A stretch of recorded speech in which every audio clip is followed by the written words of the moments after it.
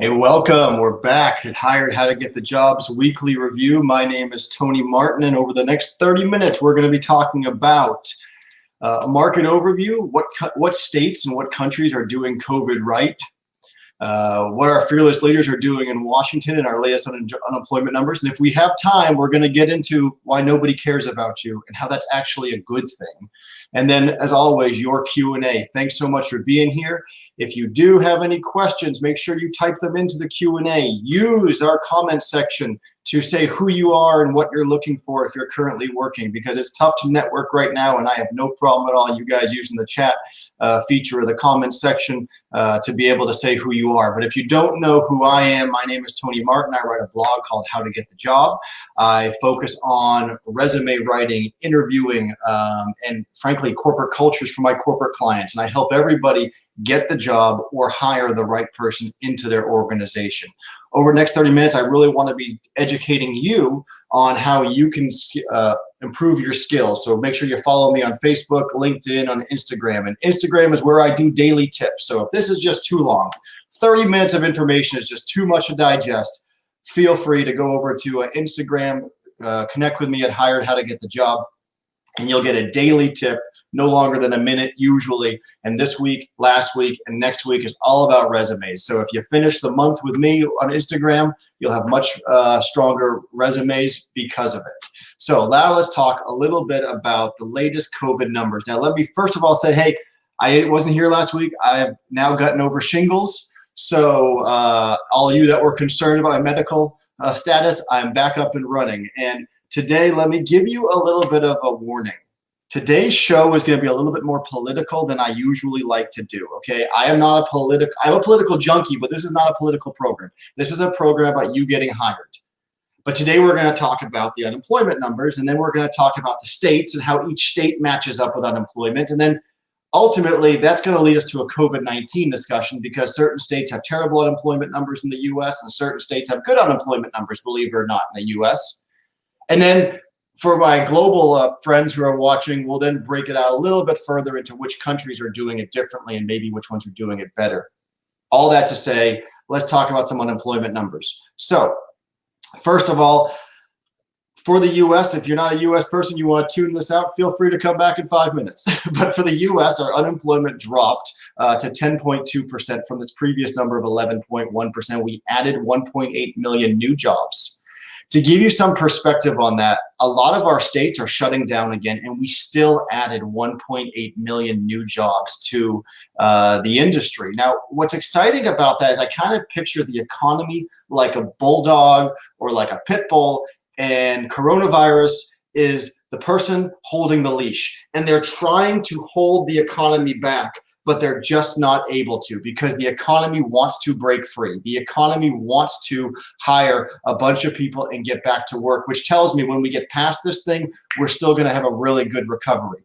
Let me share stats here. So this first one, I always hate how it does that. I want to make it big. So this first one talks about our unemployment numbers. And again, we've shown this kind of chart before. In February, we're at 3.5%. March, COVID started happening, 4.4%. And then boom, in April, we shoot up to a 14.7% unemployment number. Then we start gaining some jobs back. We gained back about about 2.7 million in May. We gained back another 4.8 million in June, and now we're gaining back just another 1.8 million in July.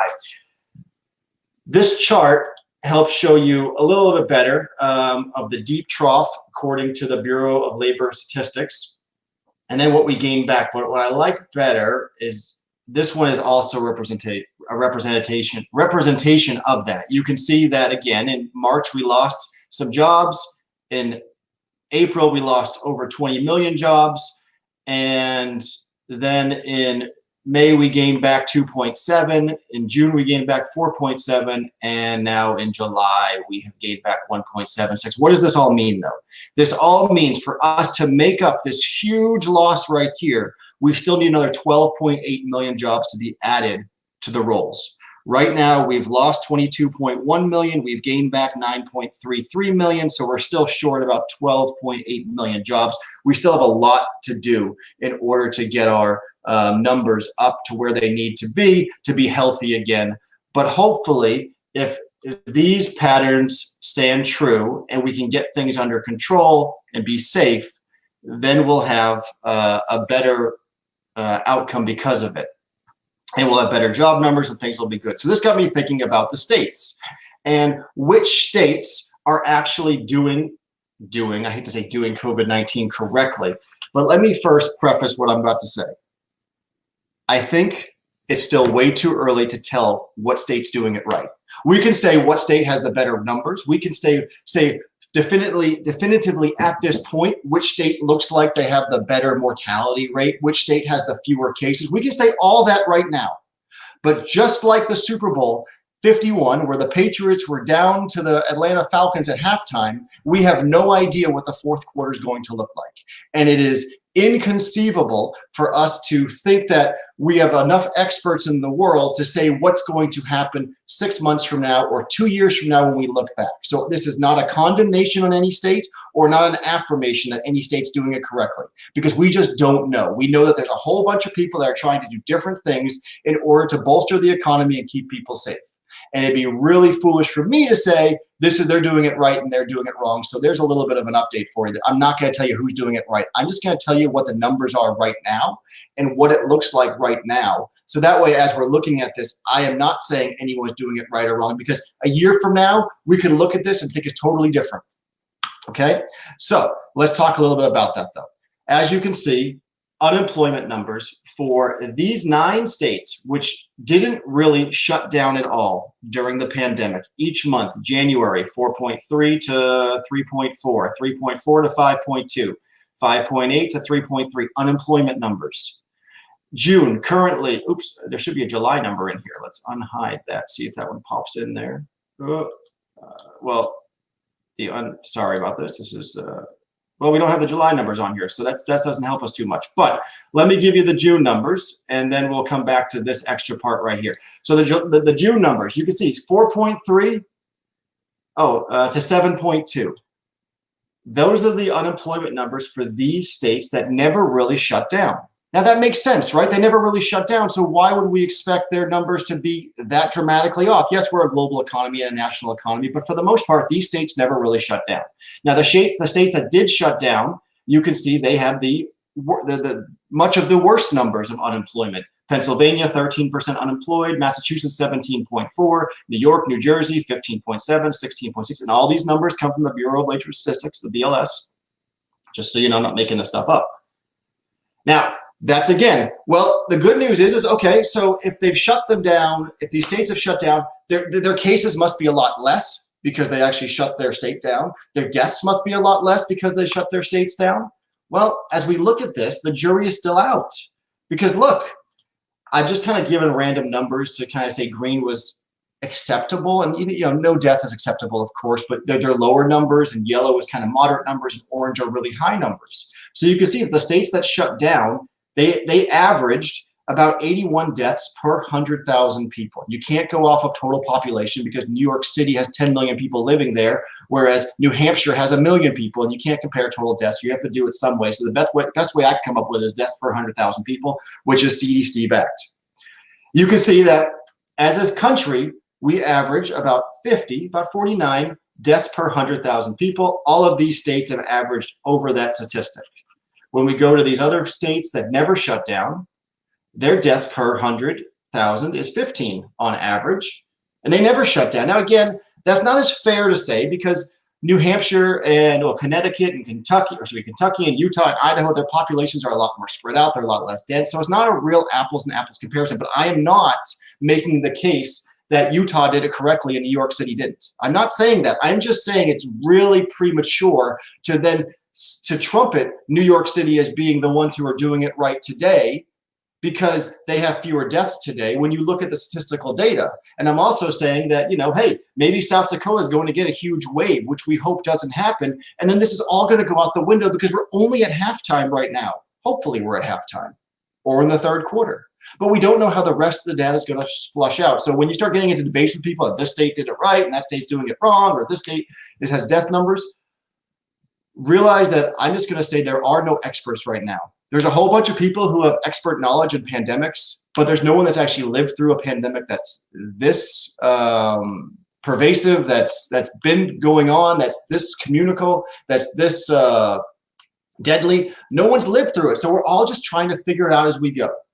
Now, the other thing I want to show is the caseload. Now, this is kind of a interesting spot because the caseloads, again, sorry to get so political, but it's all based on job numbers here. The caseloads make you think, again, that, okay, well, the higher cases, the worst, right? We don't want to have all these high cases, but the truth is we want to protect our most vulnerable people. And if we just had 100,000 people in the US, 100,000 kids in the US, they just got diagnosed with COVID-19, which is tragic, right? Well, maybe. But if all 100,000 kids within a week are back to being 100% again, and they just had a cold, it's actually a good thing that 100,000 kids got it. So we don't, I get kind of caught up with the caseload versus the other stuff, but that's just kind of where we are. So that's all I wanted to give you the heads up. I want to say, look, as a country, each state's trying to figure it out. And then as a nation, let's talk a little bit about, or globally. Sweden is the only country that still has yet to implement masks. Most people in Sweden don't wear masks. If you had looked at the stats 3 months ago, you would have said Sweden's doing it wrong. Look how many deaths they have. They have a population of about 10 million people, just so you know. They have a population of about 10 million people, and they have about 5,700 deaths. Here's the thing, though. If we looked at them 3 months ago, you would have said, oh, they're doing it wrong. They've killed too many people have died. They're false. But today, if you look at it, you say, okay, well, the majority, much like the rest of the world, most of their deaths were elderly, unfortunately, or nursing homes. They didn't protect the nursing homes, much like New York didn't do and New Jersey didn't do. But look at their death stats. It's terrible. Look at their mortality stats as of the past 8 days. Are you ready for this? Because we're also, they're number 8 right now for most deaths in the world for nations, but they're closely behind US, Brazil, and Chile, who are we're all gonna pass them very soon, because over the last 8 days, Sweden has had 1 death, 2 deaths, 3 deaths, 1 death, 0 deaths, 1 death, 1 death, 2 deaths. They never shut down, and it would appear they have hit some sort of herd immunity. So I say all of this to say, not that Sweden did it right, not that Israel's doing it wrong, not that the UK is doing it wrong, and not that the US is doing it right. Nobody knows who's doing it right yet, and nobody knows who's doing it wrong yet until we get past this thing and we can look at it in a historical lens.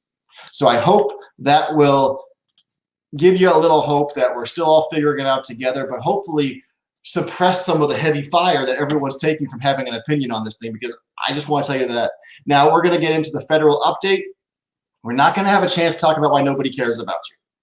So we will get to questions though next. So after this, so make sure you have your questions ready to go. But if you do want to know why nobody cares about you, I did post a video on my Facebook page and LinkedIn this week, as well as my YouTube channel. You can subscribe over there for all my content. Let's do a quick plug for that, because hey, it's like a commercial break. Quick plug. Go over to my YouTube channel, subscribe to that. This video will be there. All the other videos and content I do is there. It'll certainly help you as you're in your job search. So what is the federal government doing right now to help U.S. employees and U.S. People looking for jobs? Well, shocker again, not much. As most people know, the federal uplift expired on July 31st, and that was a $600 a week increase on most people's unemployment benefits. And since then, 12 days later, nothing has been decided. The only thing that we had was, and again, this is where I'm going to get political. I don't want to, so I'm going to be in the middle here. But Senator Rob Portman from Ohio, actually last Thursday came the closest. He made a proposition that the $600 be reinstated until something else be decided, because everyone thinks something needs to be done, but nobody can decide, Democrats or Republicans, what actually should be done. So if they can't decide, Senator Rob Portman said, well, let's just keep it the way it is until we decide. Well, that was shot down. So then what happened was President Trump signed an executive order to fund $400 of the federal uplift for unemployment benefits. Now, what that meant is that $300 would come from the federal government and $100 would come from each individual state, for each individual in that state.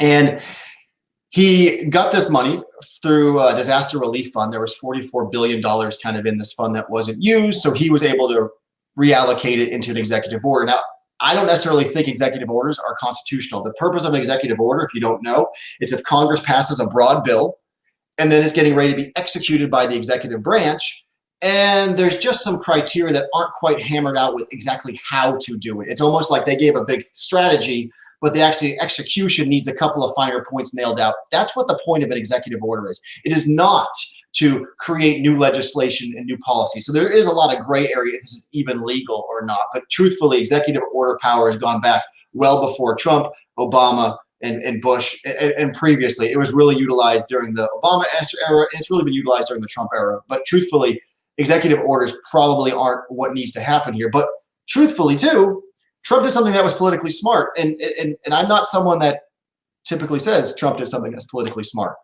He's backed the Democrats into a corner now, though, because the Democrats, I don't think, want to give Trump a win. I mean, they all agree. They wanted to give $600 a month for the rest of the year.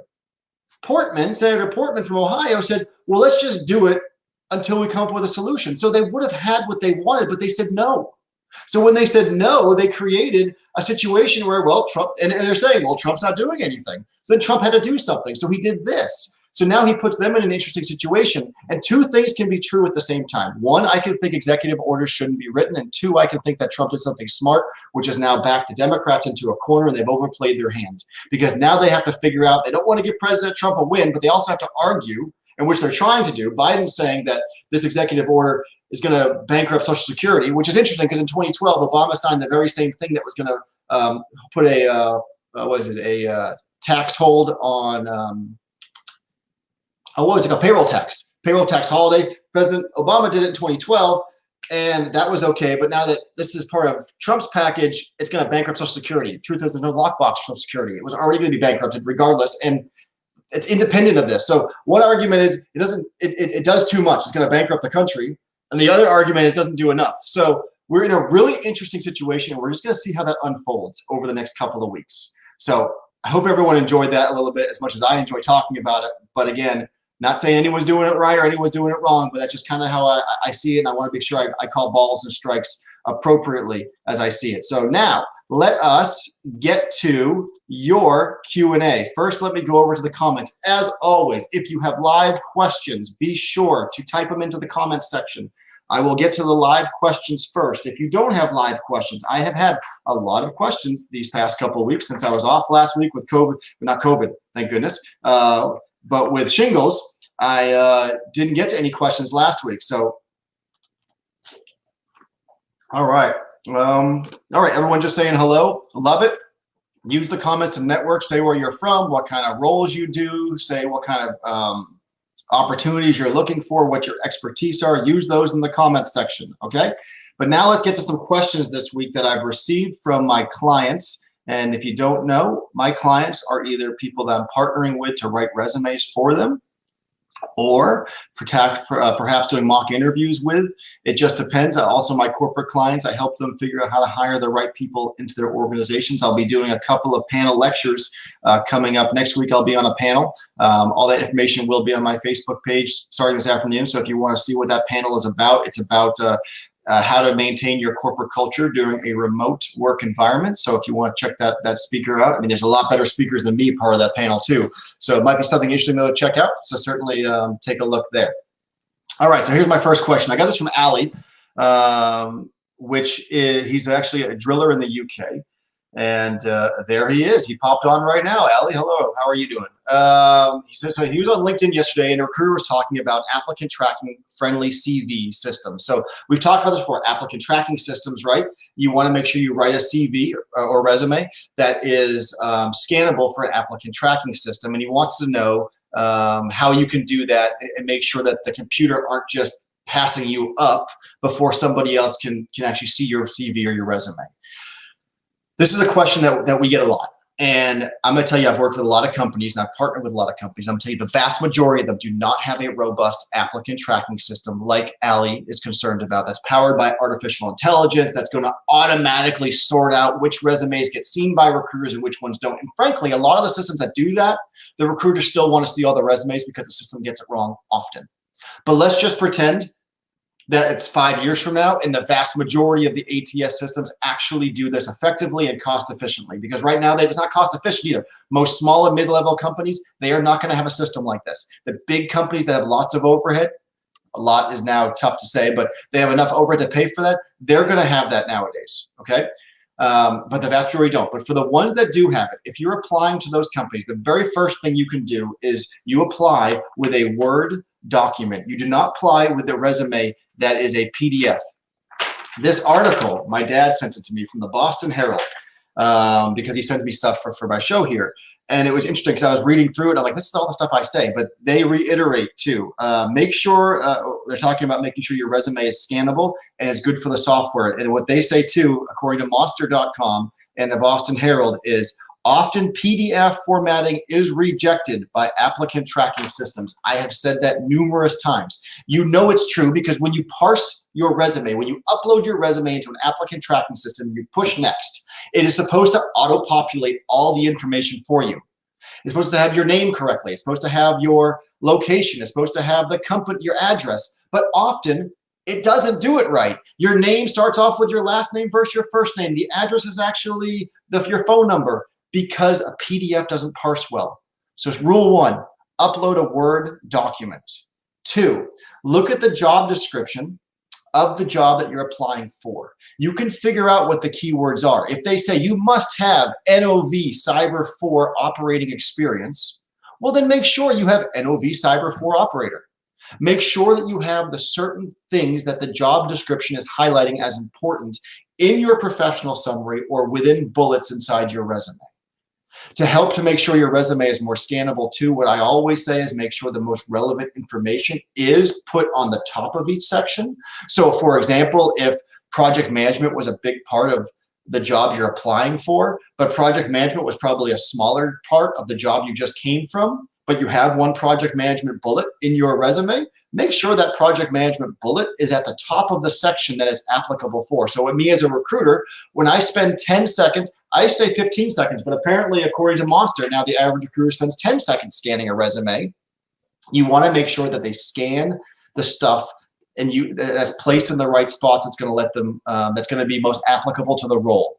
So I hope that helps. But truthfully though, again, like I said, most companies are not using this robust of a system yet. So don't worry about that too much. All right, James in Cyprus asked me, with 1,000 questions that someone can ask on an interview, how best to prepare for an interview? Well, James, the very first thing you can do is to call me and we can do a mock interview. And you can tell me what company you're interviewing with, who the people you're interviewing with are. I will go in, I will research the company, I'll go research the people, and I will give you an emotional intelligence interview of which you have never experienced. It will be difficult, and then when it's over though, you'll be the most prepared possibly for interviews you've ever been in your life. And I'll send you all the data to back up what we do, and we'll do, after we do our 45-minute mock interview, we'll do a 15 to 30-minute debrief where I will go through each question, the purpose of the question, how you did, but also how I got you off track. And then I will send you that data file so you can listen to it, you can hear how your answers sound, and you can start practicing those, as well as sending you all of the emotional intelligence questions I ever use to interview people. I do that for my clients. So first thing, James, let's connect so I can help you do a mock interview. But outside of that, how to best prepare. First of all, I always say first of all, I've moved away from with that to now first of all. So God, we're just never perfect at presenting, are we? So you want to look at what process you are in the interview, okay? With the millions of questions that can be asked during an interview, which segment of the interview you're in is going to dictate what questions you get. If this is the first phone screen, you're going to get questions about your ability to work, your ability to meet the requirements of the job. They're going to be very black and white for the most part, yes or no type questions. Have you worked 5 years in an SAP system? Do you have 6 years of experience of leading a remote team? They're going to be often yes or no questions, and you lead with yes. Or you lead with no, if that's the answer. And then you give the follow-up information. Yes, I've led teams globally across the country. It was a while ago, but this is what I did. You don't say, well, it was a while ago. I had a team of 8 people. 1 was in Singapore, 1 was in Nigeria, 2 were in Luxembourg. But yes, I've done it. No, you start off with, yes, I've absolutely led global teams. It was a while ago, but see how because I've changed the order of the words, I've now given the person confidence to feel like I can do the job. So make sure you do that. Make sure you lead with yes. Make sure you know what interview process you're in. If you're in the first interview as a phone screen, yes or no answers for the most part. And also that salary question, what are you looking to make? If you don't know how to answer that question, check out 100 of my videos as I go over that a lot. And if someone asked me specifically, I'd always answer it on this thing. But make sure you know how to answer what you're looking to make, because that's going to come up in the first interview. And then you're going to be able to look at your resume to prepare for your personal interviews. Look at your resume. If you didn't know your own background and you're reading your resume objectively, what are the concerns you'd have if you were to hiring yourself into that role? Maybe there's a date gap of 2 years from 2018 to 2020. Maybe there was only a 3-month tenure at one of the companies you used to work for. You need to be prepared to talk about the red flags that are glaring the recruiter in the face, because they are going to want to discuss those. And if you act like you didn't know the question that was going to happen, or you never prepared for the question, you're not going to do very well in that interview. So prepare by looking at the concerns you'd have if you were reading your resume or if you were interviewing yourself.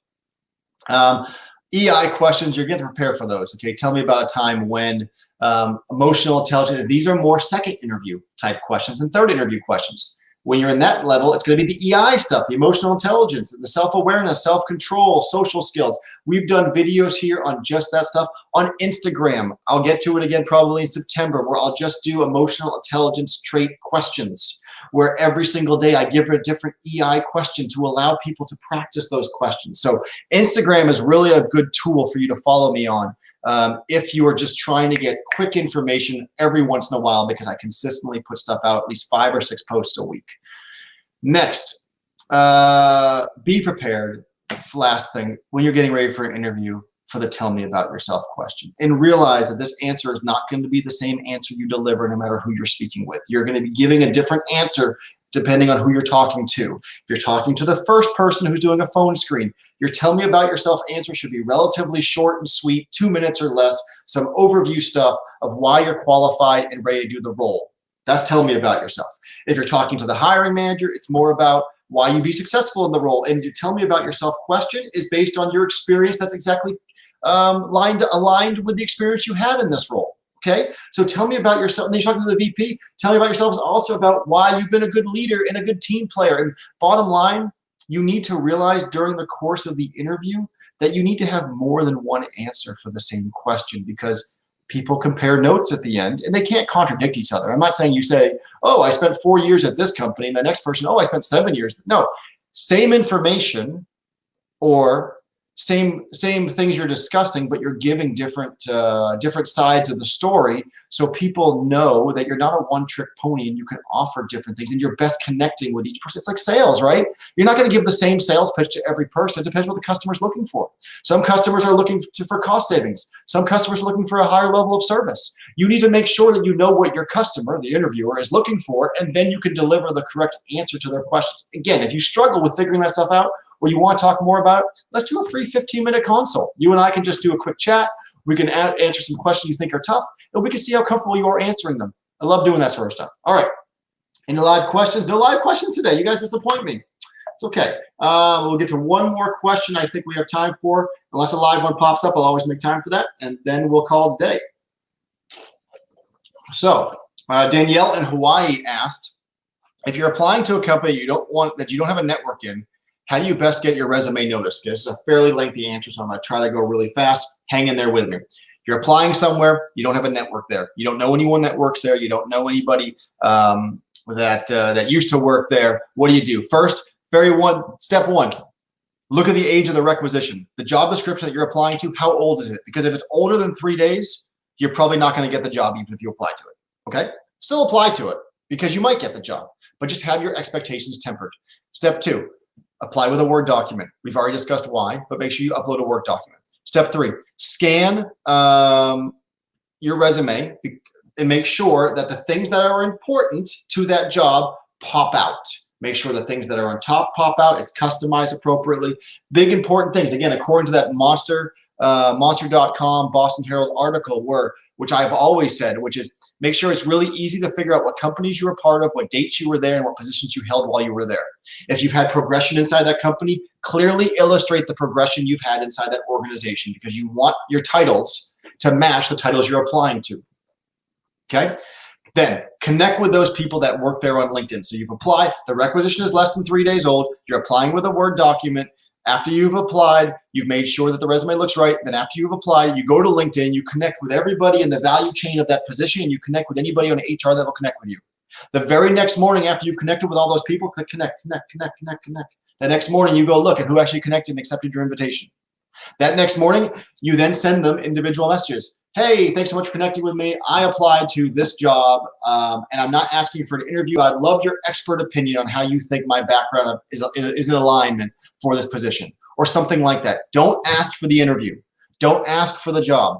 Ask for their expert opinion on how your background would align. I have an article I've written on my blog, howtogetthejob.blog, which discusses how to cold call your resume. I actually have templates in there for you to follow and just copy and paste if you want to make sure that when you're reaching out to these people, you're doing it in a way that's psychologically pleasing. Okay, people don't want to do favors for people, but people do like to be puffed up. And if you tell this person you look like an expert in your field, and I just love your opinion on my humble little background, dude, that's all it takes to get that person to look at your resume and then walk your resume over to HR and go, hey, you know, Danielle reached out to me, and I don't know if she's the right fit or not, but feel free, look at her background, give her a double check, because sometimes that double take is all it takes to get a phone call. Okay, do that, connect with them. And then lastly, look for as many companies, as many connections with that company as you can, and try to exploit them after you've applied to that job. We kind of just talked about that, but be sure to do that consistently, because if you don't do that, the likelihood right now, where there's hundreds, if not thousands of people applying to every single job, the likelihood of you actually getting an interview is very slim.